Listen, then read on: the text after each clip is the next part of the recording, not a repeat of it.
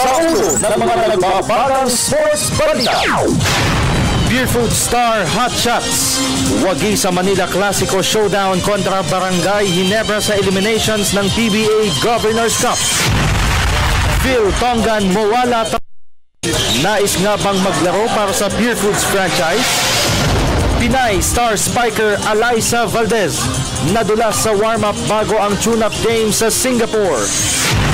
Cleveland Cavaliers naitabla ang serye sa finals ng National Basketball Association o NBA.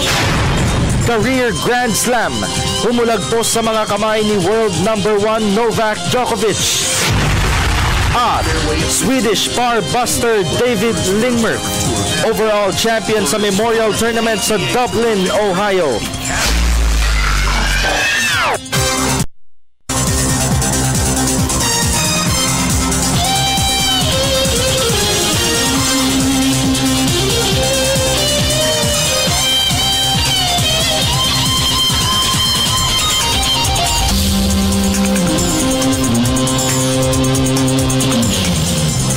Magandang gabi po sa inyo lahat. Ako po si Dennis Principe kasama si Miss Meg Siozon. Maghahatid sa inyo ng pinakahuling kaganapan sa daigdig ng palakasan. Sa PBA, 17,000 fans ang nagsiksikan sa loob ng Araneta Coliseum kagabi para mapanood ang laban sa pagitan ng Pure Food Star Hot at Barangay Ginebra San Miguel. At ang nanaig sa tinaguriang Manila Clasico Showdown ay ang koponan ni multi-titled coach Tim Cone. Ang kabuang detalye ihahatid ni Haji Caaminio. Tila bumabalik na sa forma ang Pure Food sa ongoing PBA Governors Cup. Kagabi ay nagdala ng ikalawang sunod na panalo ang defending champion Hot Shots nang pataubin nito ang crowd favorite Barangay Ginebra 89-82 sa harap ng lampas 17,000 spectators sa Araneta Coliseum. Bida si Phil-Am forward Joe Devance na nagdala ng team high 26 points, 18 dito sa second half. Tim Cone, unti-unti nang bumabalik ang tikas ng kanyang koponan na tila nanamlay sa unang 5 laro ngayong tournament.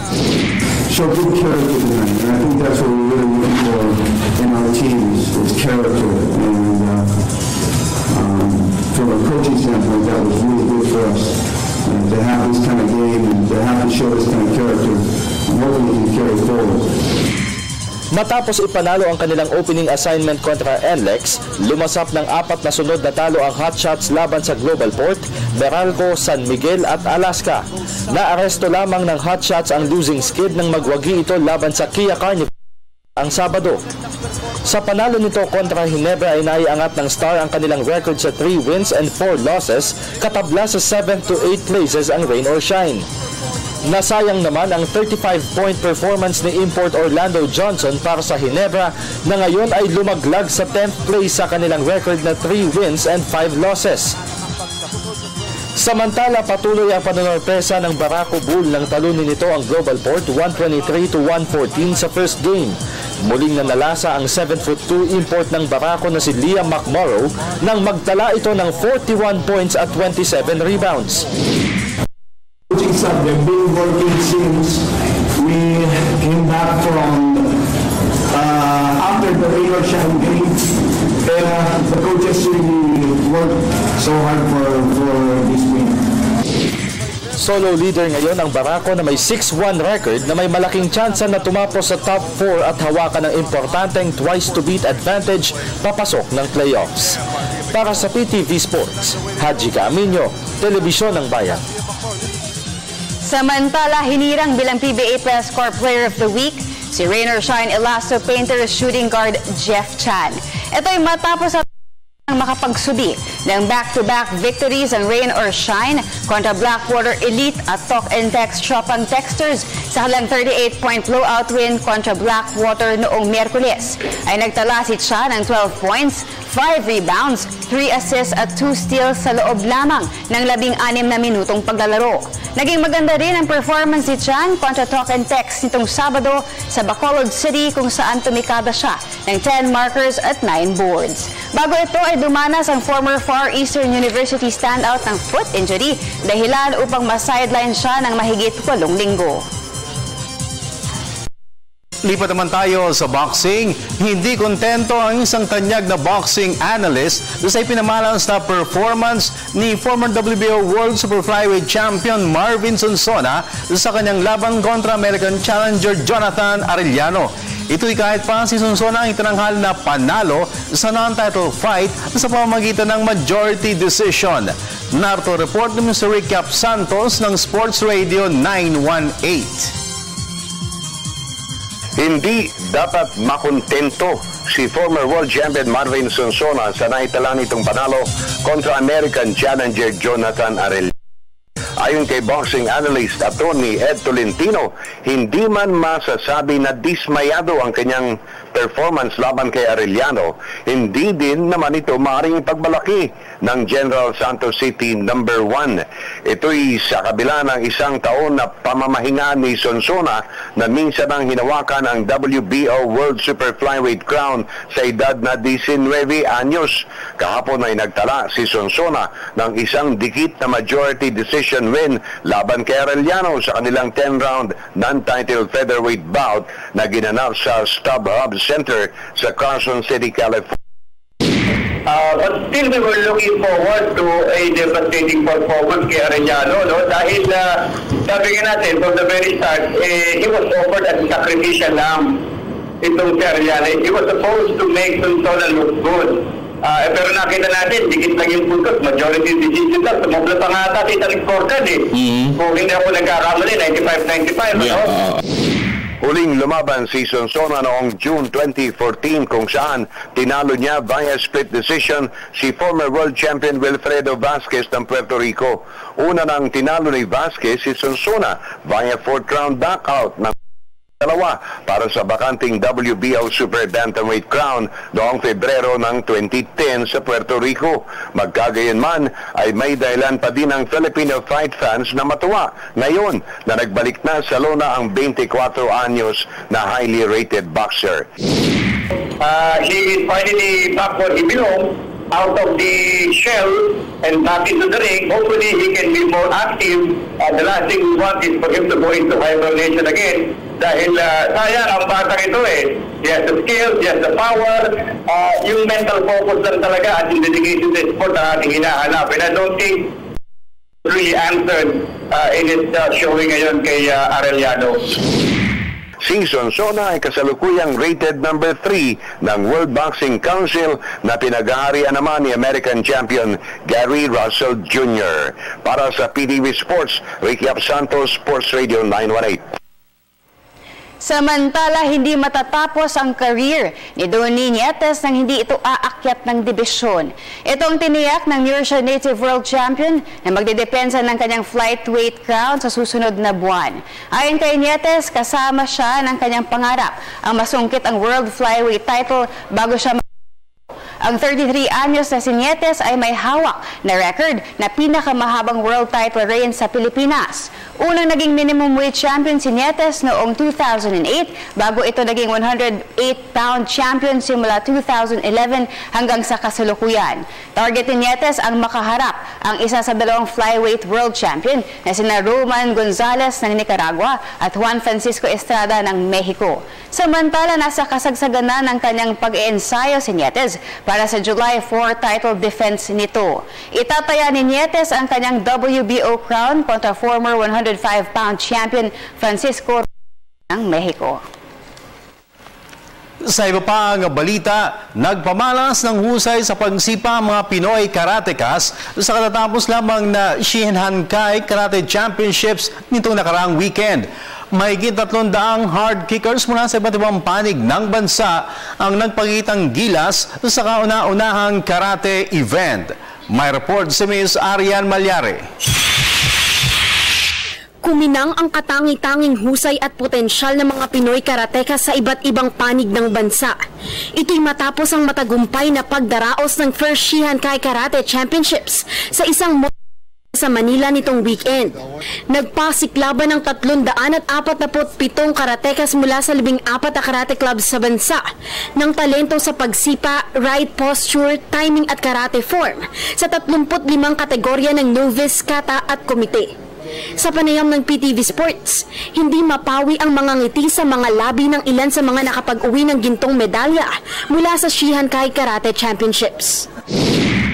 Really surprised about the result because it was a really good match between me and my opponent, Malantan. Yeah, it was really awesome. It was good. So I still had the cold, so I was really nervous about my performance. Yeah, it's really hard. Hindi ko akalain si Monica Mortel. Winners can proceed to the awarding area now. Puro talo, and then di ko akalain makakarating ako sa ganito. Siyempre po kinakabahan kasi lahat naman po yata ng sumasali sa tournaments kinakabahan. Pero at the same time po, masaya kasi kahit alam ko po magaling yung mga kalaban ko, ako pa rin yung nanalo. Samantala, pinuri naman ng guest of honor na si Japanese Sensei Manabu Murakami ang skills at ability ng mga Pilipinas. Filipino karate is very keen to practice karate. So they have a big potential for karate. So if they continue to practice, maybe it will be success. Kapwa nagpahayag din ng pasasalamat ang Philippine Karate Do officials dahil sa natanggap na positive feedbacks at suporta mula sa mga kalahok na atleta at guests. Would like to thank yung mga mismo mga players and their parents sa pagbibigay po ng paniniwala sa aming kakayanan na programa na maganda ng Philippine Karate. As of now, nakita natin yung popularity ng karate, keep on growing po tayo. From the grassroots level na inupisahan po ng mga Shihan Kai na mga kasama ko. Shihan Kai kasi sinasabi niya foundation doon, no? At the same time, yung mga kabataan, hindi ng foundation ng karate. Dahil sa kanila, mas mag-grow yung karate in the future, magkakaroon kami ng mga national team, tapos mga magagaling na atleta, dito din sa pool na ito. Kaya magandang pagkakataon itong Shihan Kai Championship na mag-open pa sa mga bagong atleta. Ang karate ay isa lamang sa mga sports na humuhugot ng ginto at nagdangalan para sa Pilipinas sa mga international competitions gaya ng Asian Games, SEA Games at World Championships. Para sa PTV Sports, Aryan Malyari, Telebisyon ng Bayan. Potential top pick Mowala Tautua. Nais nga ba na maglaro sa Pure Foods franchise? Yan at ang iba pang mga kaganapan sa local sports scene sa pagbabalik ng PTV Sports. Hi, I'm Danny Cauce, member of the Perlas Filipinas team, and I hope you could come out and watch and support our team here on PTV Sports. At nagbabalik ang PTV Sports. Sa PBA, tumaas ang kumpiyansa ng Rain or Shine Elasto Painters na makakapasok sila sa playoffs ng Governor's Cup. Ito ay matapos at talunin nila ang Talk and Text Shopang Texters sa kanilang out-of-town game nitong Sabado. May report si Haji Kaaminyo.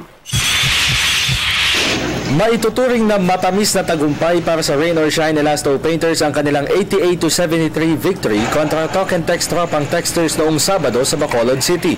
Ito'y matapos ang masakit nilang pagkatalo sa Championship Series ng PBA Commissioner's Cup. Sa panayam ng PTV Sports, aminado si Rain or Shine head coach Yeng Giao na mistulang nakaganti sila sa Talk and Text. Ngunit ang mahalagaan niya ngayon ay tumaas ang kanilang kumpiyansa na makapasok sa playoffs ng season-ending Governor's Cup.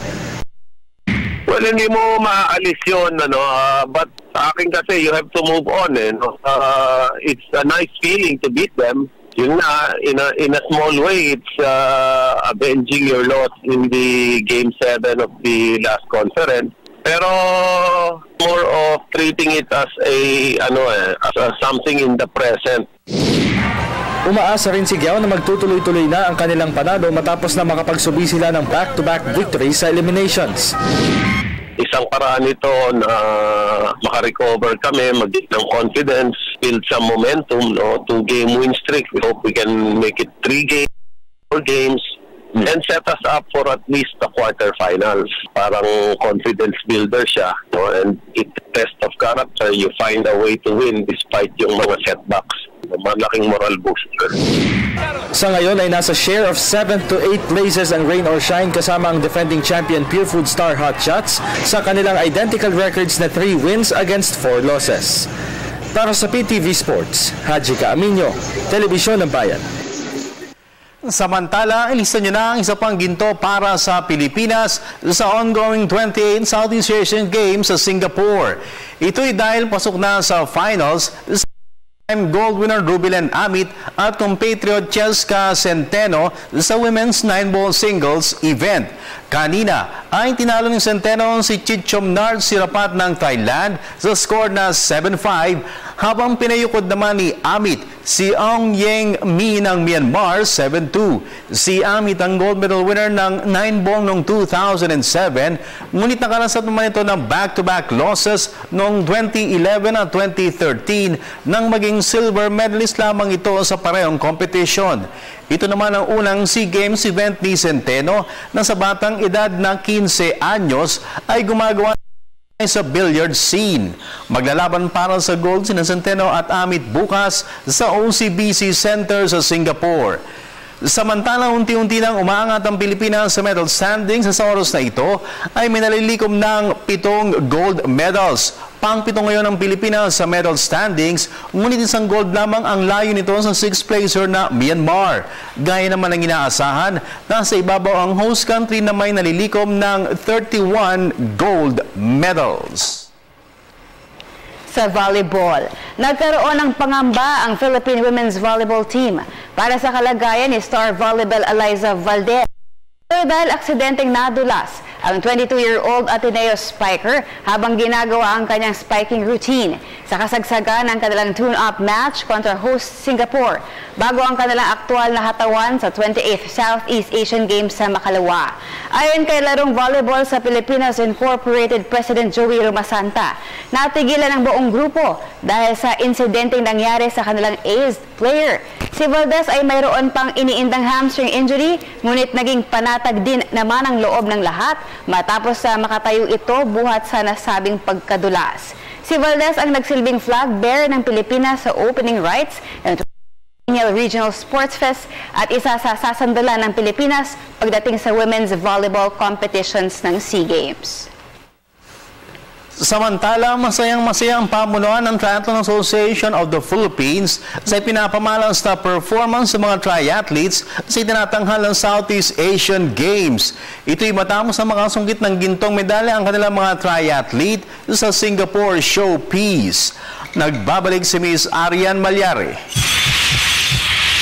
Labis ang tuwa ng pamunuan ng Triathlon Association of the Philippines o TRAP dahil sa impressive finishes ng kanilang mga prize triathletes sa 28th Southeast Asian Games sa Singapore. Ito'y dahil 2 mula sa 6 na gintong medalya na nalilikom na ng Pilipinas sa SEA Games ay nagmula sa triathlon competition. Kapwa nagkamit ng ginto sina Nico Huelga sa men's competition habang si Marie Claire Adorna ang sumungkit ng ginto sa distaff side. Ayon sa text message na ipinadala ni TRAP President Tom Carrasco sa PTV Sports, sulit ang pagdaan ng kanilang atleta sa mga matinding paghahanda at maayos sa training program bago ang SEA Games. Bukod kina Huelgas at Adorna, ang iba pang mga gold medalist ng Pilipinas ay sina Daniel Parantac para sa men's optional Taijian ng Wushu competition, New artist Carlo Biado at Warren Quiamco sa men's 9-ball doubles ng billiards tournament, Kiyomi Watanabe ng judo at Philippine men's team o rugby sevens. Para sa PTV Sports, Arian Malyari, Telebisyon ng Bayan. Sa iba pang balita, masayang ibinalita ni gold medalist Jean-Claude Saclag na bumubuti na ang kanyang kondisyon. Ito ay matapos na dumana siya ng shoulder injury sa training, dahilan upang hindi siya makapagpartisipa sa itinatanghal na Southeast Asian Games. Narito pong muli si Ms. Arian Malyari. Patuloy ang pagpapagaling ni 2014 Sanda World Cup gold medalist Jean-Claude Saclag. Ito'y matapos na magtamo siya ng shoulder injury sa kasagsagan ng training na naging hudyat upang bakbakin ang kanyang pangalan sa paglahok sa itinatanghal na Southeast Asian Games sa Singapore. Ayon kay Saclag, maganda ang nagiging response ng kanyang katawan sa kaliwat kanang therapy na kanyang pinagdadaanan sa ngayon. Maganda po. Nagagawasan po yung sakit dito lang dati ko. Ngayon, konti-konti na lang yung sakit. Konti na lang. Samantala, ikinatuwa rin ni Saclag ang impresibong performances ng kanyang mga teammates na nakasungkit na ng medalya sa SEA Games. Partikular na ang gold medal finish ni Pinoy Taulu artist Daniel Parantac. malaki naman yung tiwala nila sa sa sarili nila kasi grabe yung ensayo nila, tapos malalakas naman sila. Good luck sa kanila, tapos andun naman yung mga prayers namin sa kanila. Sa ngayon ay umaasa si Saklag na magiging agaran ang kanyang paggaling upang makalahok siya sa Wushu World Championship sa huling bahagi ng taon. Para sa PTV Sports, Arjen Malgari, Telebisyon ng Bayan. Cleveland Cavaliers, wagi kontra Golden State Warriors sa game. Itabla ang kanilang NBA Finals Series. Yan at ang ilan pang mga malalaking sports balita sa labas ng bansa sa pagbabalik ng PTV Sports.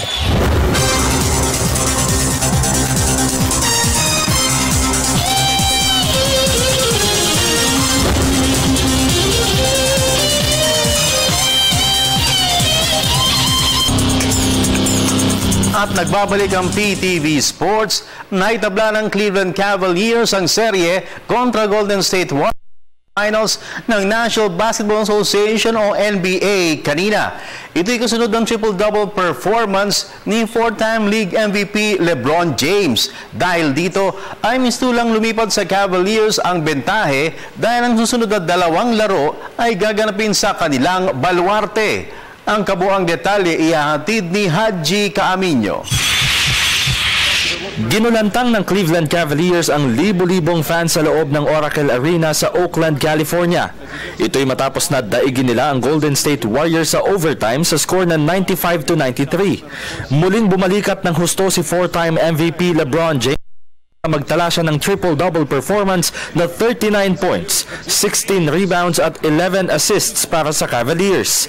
Si shooting guard Klay Thompson naman ang nanguna sa opensa ng Warriors sa pamamagitan ng kanyang team-high 34 markers, habang naging malamya ang shooting ni reigning league MVP Stephen Curry matapos na magbaon lamang siya ng 5 out of 23 field goals. Ito ang kauna-unahang pagkakataon sa kasaysayan ng NBA Finals na sa unang dalawang laro ay umabot ang laban sa extra period. Sa panayam ng PTV Sports, naniniwala si longtime NBA analyst Henry Liao na lumipat na sa panig ng Cavaliers ang home court advantage kahit pa hindi na nila si star point guard Kyrie Irving. Cavaliers have wrested home court advantage despite the loss of Kyrie Irving to surgery on his fractured left kneecap. A series has shifted to Cleveland for games 3 and 4, no? So theoretically, in fact, home court advantage has gone to the Cavaliers. Malaking bagay ginawa ni Matthew Dellavedova, no? So these guys have, because he doesn't look athletic, no? Isa na, mabagal pa. But this guy did a good job on Curry, no? Aside from scoring 9 points.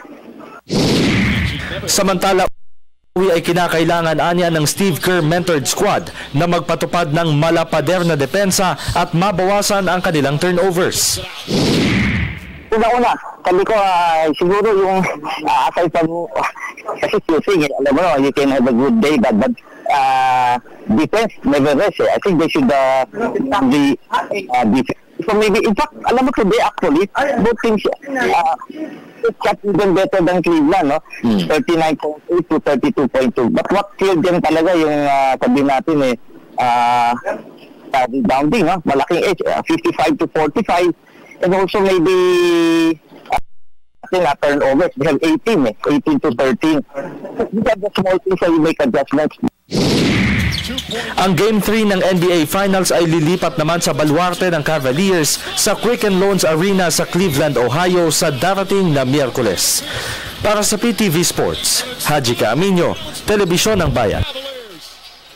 Samantala, tila nalalapit ng gumarahe si former multi-division world champion Vic Darchinyan. Ito'y matapos brutal na pabagsakin ito sa 8th round ni Jesus Cuellar ng Argentina kahapon sa Carson City, California. Ang 39 anyos na si Darchinyan ay nakalasap ng 3 losses sa huling 4 na laban nito. Kasabay ng papuri ng natanggap ni Darchinyan sa mga boxing fans via social media, ay nanawagan din ang mga ito na dapat nang magretiro ang Australian-based Armenian champion. Si Darchinyan ay isa sa mga kinakatakutang boxers ng kanyang panahon dahil sa knockout power nito na nagpatumba sa halos 60% ng kanyang mga kalaban. Naging world champion si Darchinyan sa flyweight, super flyweight at bantamweight divisions. Isang beses itong lumaban sa Pilipinas kung saan ay nauwi sa split draw ang kanyang world super flyweight eliminator kontra Filipino prospect Z. Gores noong 2008 sa Cebu. Si Darchinyan ay record na 40 wins, 8 losses at 1 draw, 20 sa kanyang mga panalo ay natapos sa knockout. At pasadahan naman natin na yung mga tampok na sports stories overseas sa report ni Ms. Cecil Kimlat ng Sports Radio 918. Humuhulagpos na sa kamay ni world number 1 Novak Djokovic ang kanyang career Grand Slam at 29th consecutive win. Ito'y matapos na gulantangin siya ni Swiss tennister Stanislas Wawrinka sa French Tennis Open. Dinaig ni Wawrinka ang Serbian hitter sa pamamagitan ng 4-set victory sa score na 4-6, 6-4. Ito ang ikalawang beses pa lamang sa kanilang overall 18 meetings na tinalo ng world number 9 si Djokovic. Dahil sa panalo na ibulsa ni Wawrinka ang kanyang ikalawang Grand Slam title. Sa golf, tinanghal na kampiyon sa Memorial Tournament sa Dublin, Ohio si Swedish parbuster David Lingmert. Ito'y matapos na mauhusan niya si Justin Rose sa third hole ng sudden death playoff. Humataw si Lingmert ng 4-foot par putt habang nakabogi naman si Rose matapos magmintis ang kanyang 22-foot par putt. Ito ang kauna-unahang PGA Tour title na napagwagian ni Lingmert. At sa unti nang bumabalik sa dati ang kondisyon ni Indiana Pacers star Paul George. Ito'y matapos na may injured ang kanyang kanang binti sa scrimmage ng US National Team na higit 10 buwan na ang nakalipas. Ayon kay George, nararamdaman na niya ang pagbabalik ng kanyang timing at explosiveness habang patuloy ang kanyang workouts at process of recovery. Ang 6'9" NBA All-Star ay lumiban ng 76 games ngayong season bago ang kanyang debut noong April 5. Sa kabila nito, hindi nakapasok ang Pacers sa playoffs. Para sa PTV Sports, Cecil Kimlat, Sports Radio 918.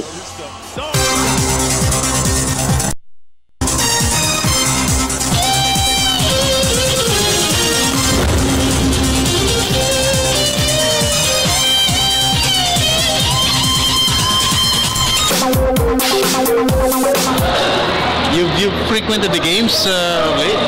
Yeah, I come every once in a while when I have a break. It helps me get in the basketball mood. We play tomorrow, so watching these guys play, I'm set for tomorrow's game. So we're now getting closer to the draft. How does it feel? Right now, it feels good. I'm excited, but then again, I got to worry about what I'm at right now. It's one day at a time, so I'll take care of this first in the D-League and then worry about what I can later. And so far, any revelation that you've been seeing of late with the games? Something that you notice? Still physical. It's just still physical basketball. It's fun to watch. It's fun to see the players interact with one another. Off the court, they look like enemies, but on the court, they look like enemies, but off level, it's basketball, and they keep it that way. And the shirt fits you.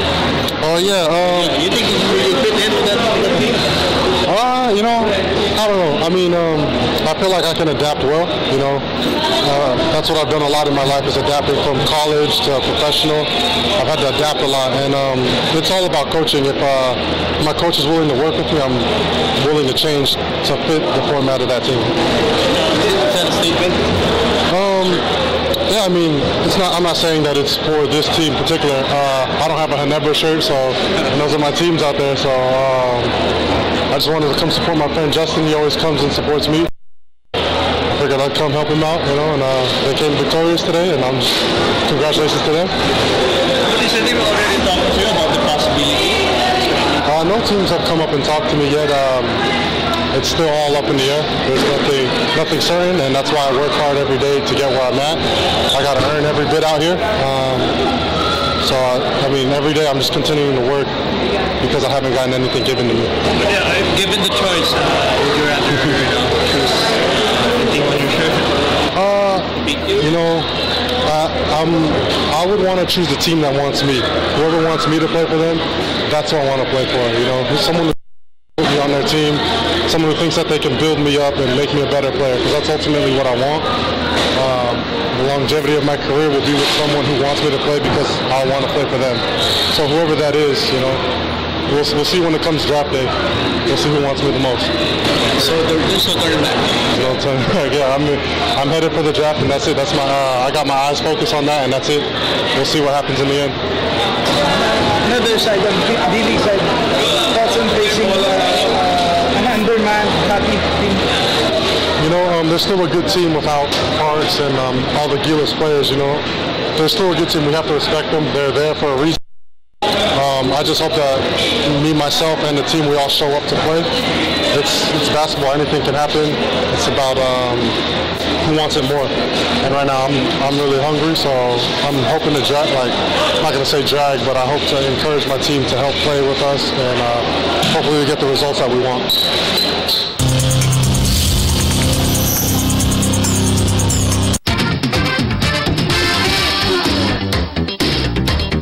Nagbabalik kami work with Haji. Alam mo, mabot ba? Oo, mabot. Kaya rekta na tayo, bago tayo magpaalam. Bati mo na, Haji. Hi, magandang gabi po sa inyong lahat. Okay, diretso tayo. Question of the day. Ang question of the day natin is... Hi! Wala. Yan. Sa tingin ninyo, maituturing na bang isang championship caliber team ang Barako Bull Energy? Send your answers at facebook.com/PTV4sports or via our Twitter at PTV4_sports. Maraming tatanong, saan galing ang kanilang energy? Saan nga ba? Barako Bull. Saan nga? Oo, di ba? 6-1. Ha? Grabe. Isa lang ang talo. Isa lang. Isa pa Diba? lang. Isa pa lang ang talo nila. And that loss is against, di ba? Hindi ako nagkakamali. Against San Miguel Beermen lang. Yes. Alright. So, ngayon, siguro, diretso na tayo. Alamin natin kung ano sagot ng ating mga viewers. Ikaw naman. Okay. May papel ako. Sabi ni Jules King, no, mahina pa. Star shots pa din. Uy. Star hot shot pala. Oo, from Giovanni Leo Lavilla, sabi hindi pa. Malalaman yan pagpasok ng quarterfinals. Mukhang pasok na sila eh. 6-1. Ilang games pa yun? 11, 7, 11, mga apat pa. Apat na o 5 games pa, pero malaki chance nila sa twice to beat advantage sa top 4. Hindi mukhang malabong matalo sila sa 3. At least 2. Sigurado dyan. Bukod sa maganda yung pinapakita ng locals, pati yung import nila magaling din. Liam McMorrow. Ito sabi ni Irvin Norwood Lee Chan. Irvin Norwood Lee Chan. Intro boys lang yan eh. Alam mo yung bandang Intro Boys, di ba? Luma na yan. Line to Heaven. Naganda yung kanta nila. From Errol Paikana, sabi niya, nope. Nope. Nope. Joshua JC, next conference baka pwede na, tsaka malayo pa eliminations. Humahabol na San Miguel Beer at Hot Shot. Pabati po dito sa Bulacan. Sa lahat ng mga taga-munisipalidad ng Bulacan. Ang next 4 schedules po nila, Kia, Alaska, Barangay Ginebra, Pure Food Star. Ano ba talaga? Pure Foods ba o Star Hot Shots? Actually, pang artista lang daw yun. Hindi. Yung ginagamit talaga ngayon, laging binabanggit, Star Hot Shots na lang. So, iba kasi Pure Foods. Sa website, minsan Pure Foods. So, Star Hot Shots. Baka for marketing purposes, for promotion purposes. Sanayan lang yan. Para San Mig Coffee, di ba? Yun, Kia, Alaska, Ginebra, Star, kalaban nila. O, 2. Panalo. 2 panalo. 2 panalo. Ano yung 2 na yun? Basta 2. Wala yung gagalit eh. 2 panalo ng Barako. Dun sa 4. From... Oo, si Jonathan, no? At least, ibig sabihin. At least 2. Pwede mag-tatlo. Pwede niya ang papanalo. Ibig mo sabihin, magiging 8-3 sila doon. Di ba? Pwede. 8-3. Sige, tingnan natin. Pwede. From Joshua. Ito si Carmelo na tayo. Iba yung McMorrow. Liam McMorrow. 7'2" pa, no? Malaki. Right, from Carmelo Del Rosario, sabi niya hindi kasi hindi pa naman sila nagcha-champion. I-prove muna nila na talagang kaya nila na mag-champion. Hirap pa kasi magsalita sa ngayon. Pabati naman kami dito sa mga idol sa Bustos, Bulacan, kay Christian, Ara at Emil. God bless sa show nyo and more power, PTV Sport. Ang pagkakaintindi ko kasi ng championship caliber team, kahit hindi pa nagcha-champion, oo. may kalibre sila na mag-champion. Okay, champion? Hindi, okay na pala. Ay, agad! Champion na agad! What? Hoy, walang message na na mga kontra-kontra, ganon. Yung isa, sige, isa pa. Kaya pa ba na isa? Isa pa. Last na, mabilis. AD Arrieta, pag finals na ko po, bigay na yan. Hindi Hindi masasabing bigay yun. Tsaka walang bigay-bigay ngayon. Okay, sige. Wala po yan. Go ahead. Okay. Salamat. Okay, Agad? Agad. Pwede natin tuloy bukas. Subukan natin. Mapag-usapan natin mamaya kung tuloy natin yung barako. Pwede na. Para hindi rin sayang yung mga nag-comment. Okay, sige. Go ahead. Of course, maraming salamat sa View Blends. Pampered Bush Premium Organic Shampoo, Ms. 16 Ramos for Cosmo Culture, Mr. Amis Tumang ng Amazing Playground, Mr. Defend of California Bull, St. Luke's Medical Center, Ms. Babes of Dermesthetics, Frank and Marcel Graphics, My Jewelry Box, and of course, Print Couture. R.A. Camino and nanonood sa atin yan. Maraming salamat. Claire Del Mundo, congratulations. Graduate na po siya ng college from Mapua Institute of Technology. Pabati ng first monthsary ang group na Markang Ginebra, lalo na po ang creator na si Boss CJ Robles at Madam Axel Ross. Pati yung mababait na admins Jean Ross Camba, Calixto Tenorio, Chad Aragon Garland, Jing Aguilar, David Sauce, Shara Perez, Mamaril Bernadette Galvez, Rogie Garcia, Malditang Pila at sa aming mga members. Happy birthday daw kina Jeline Villar Tomas at John Adrian Yulo, Francis Bautista. Maraming salamat po. De Los Santos family dyan po sa Marikina City. Pantua family dyan po sa Liano, Caloocan City. Mama, Papa, I love you. Ginger, Ate Rosa, and of course, Miss Isa. Thank you very much. Ang galing. Ako naman, saan man naroon ang aming na lola, si Inang. Supposedly 91st birthday niya ngayon. And she passed away last year. Same date, birthday, 90th year. So I'm sure very happy si Inang. So last year pa? Last year. Alright. Birthday niya ngayon? Yeah, birthday and year date ng kanyang pagpanaw. My wife Queenie, I love you. Prince Z and Prince Zoe, Mami Base, Mami G, Daddy Dan, Mamalaw, kay Kuya King at kay Kuya Bunso. At Sports Radio Family. Ay, salamat po. Thank you. At saka syempre, kalas na tayo. At until tomorrow, ko po si Dennis Principe. And Haji Camino. Ito po ang inyong paboritong PTV Sports. Till tomorrow. Bye.